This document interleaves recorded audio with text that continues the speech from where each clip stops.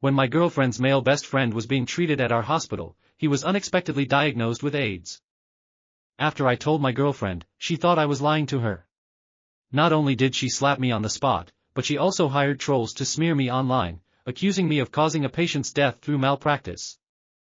I was viciously cyberbullied as a result. Later, she and her best friend even burned me to death. I'll never forget her words as I was engulfed in flames: "You deserve to die for keeping me and Jake apart."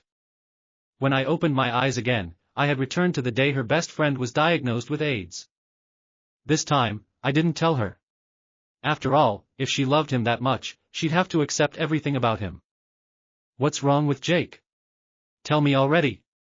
Olivia's voice snapped me back to reality. I looked at her impatient face, then glanced around, realizing I was in my office. So I really had traveled back in time. It seemed even the heavens didn't want me to die so senselessly. "What the hell are you spacing out for? I've been asking you for ages," Olivia said angrily, shoving me. I came to my senses and looked at Jake's blood test results in my hand. Sure enough, just like in my previous life, he had AIDS. He was Olivia's male best friend, and they were very close. In my previous life, on this day, he had suddenly been in a car accident and brought to the hospital. Olivia had been beside herself with worry. After learning he had AIDS, I agonized for a long time before deciding to tell Olivia. But she didn't believe me at all and slapped me hard across the face. "I know you don't want me hanging out with Jake," she had said. "But you need to know when to draw the line. You're a doctor, you can't just accuse patients of having infectious diseases because of your personal feelings." No matter how I tried to explain, she wouldn't listen. Legally, I shouldn't have disclosed a patient's condition to her anyway. It was private medical information. But out of concern for her safety, I had selfishly told her. Little did I know that my loose lips would lead to my brutal death in my past life. So in this life, no matter what, I won't make the same mistake again. "It's not too serious, just some minor injuries. He'll be fine after a few days of treatment in the hospital," I told her. Hearing this, Olivia let out a sigh of relief. "That's good." But the next second, she was irritated again. "Then why didn't you say so earlier? I thought it was something major." "Adam, let me tell you, Jake is my best friend. Don't you dare try anything sneaky." I smiled at her. "Don't worry, I won't." After she left, a colleague came in and patted me on the shoulder. "Hey Dr. Grant, didn't you tell your girlfriend that Jake has AIDS?" he asked. "I saw her go feed him some soup just now." "The law states that a patient's condition is private. Doctors can't disclose it to others without permission," I replied formally. My colleague looked at me in surprise. "But that's your girlfriend." "She used to be." "Not anymore," I said. I'll never forget what Olivia did to me in my past life.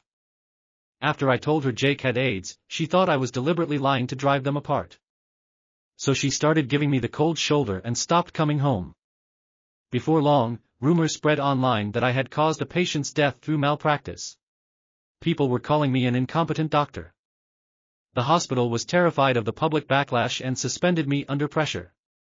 That's when Olivia came to find me. "I'm the one who spread those rumors online. I hired people to smear you," she admitted. "That's what you get for lying about Jake having AIDS." My heart shattered. I couldn't believe what I was hearing. "Olivia, you're my girlfriend. You've ruined my entire career." I cried in anguish. "So what?" She glared at me furiously. "Jake has been my best friend since childhood. I won't let anyone say he's sick.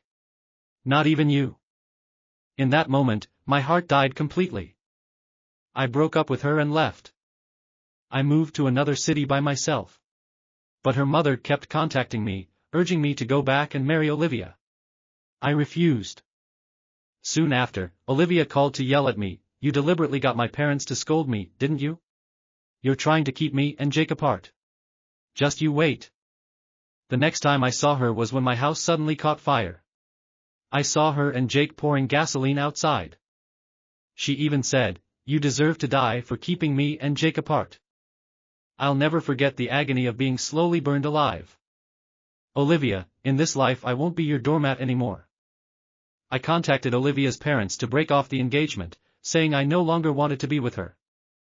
No matter how much her parents tried to persuade me, I insisted on ending things. They finally had to agree. That night, Olivia called me. "How dare you, Adam? Just because I took care of Jake for one day, you want to break off our engagement?" she yelled. I calmly replied, "It's not because you took care of him. I just think you really like him and you two are a good match. I don't want to come between you. So I'm stepping aside to let you be together." She spent all her time with Jake anyway. It would be hard for her not to get infected with AIDS. So I had to stay away from her. "Fine, have it your way. But don't come begging me to take you back later," she snapped. "I won't. I wish you and Jake a lifetime of happiness together," I said before hanging up. I had never stood up to Olivia like this before. She bombarded me with angry texts afterwards. "Who the hell said you could hang up on me? Adam, where did you get the nerve? A few minutes later, you didn't pay Jake's medical bills?" She had brainwashed me into thinking she and Jake were just friends before. So I had always covered Jake's hospital bills whenever he came for treatment. They both got used to it over time. Looking back now, I was such a fool. I didn't reply to her and blocked her number. I had no patience left for someone like her. The next day, Olivia came barging into my office with a pale-faced Jake in tow. "Give me money," she demanded. "Hurry up. Don't make me slap you." In my past life, I had been her obedient lapdog. I gave her whatever she wanted, which is why she felt so entitled to demand money from me now. "Olivia, have you forgotten? We've broken up. We have no relationship anymore," I said calmly. "Adam, how could you break up? Did I cause problems between you two?" Jake suddenly chimed in, looking all innocent. He always used that act to gain Olivia's sympathy. "Yes, it's because of you," I said, staring him down. "You two like each other, don't you? So I'm letting you be together. You should be the one giving Olivia money now, not me." Olivia's face was livid with rage. "Adam, are you trying to play hard to get now? Let me tell you, this won't make me like you. It'll only make me hate you more," she spat. With that, she dragged Jake away. Not long after, I received a complaint. A patient had reported me for having a bad attitude towards them. The next thing I knew, a nurse said someone was causing a scene in the hallway. I went to check and found Olivia sitting on the floor crying and screaming, with Jake standing beside her. Dr. Grant was extremely rude to patients.